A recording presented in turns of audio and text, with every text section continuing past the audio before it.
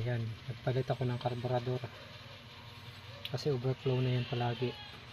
Takasago yan, kakalaga ng 111. Ayan o. Takasago. Yan, Takasago 11. Tapos pagpala mahirap siyang mag-start, marami na pala yung carburetor nun. Start mo nga dong, bukan natin ito. Dati ang hirap niya na start. Wala ka pa tayo.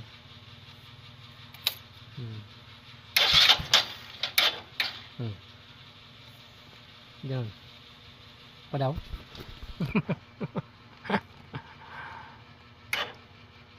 Mahirap talaga.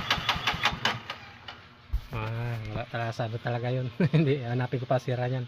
Pero nagpalit akong takasago, okay na siya. 11 goods na siya, goods.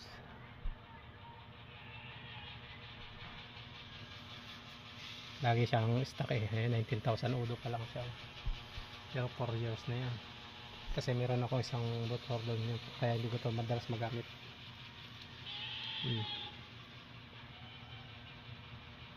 Update ko na lang kayo dyan kung anong klase nya.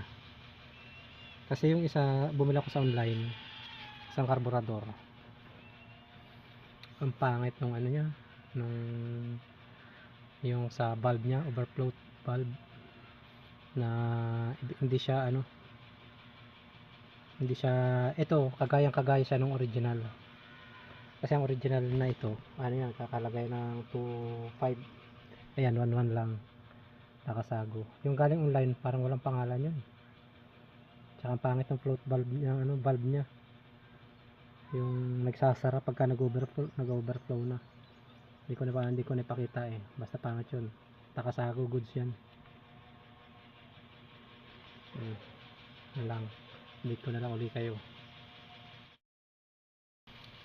Siya nga pala,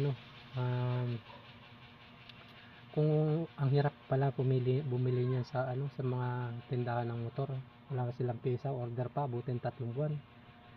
Siguro sunod, bago pa lang mag-order na ako ng maaga pa lang, kasi yun nga, ang hirap 3 buwan. Kaya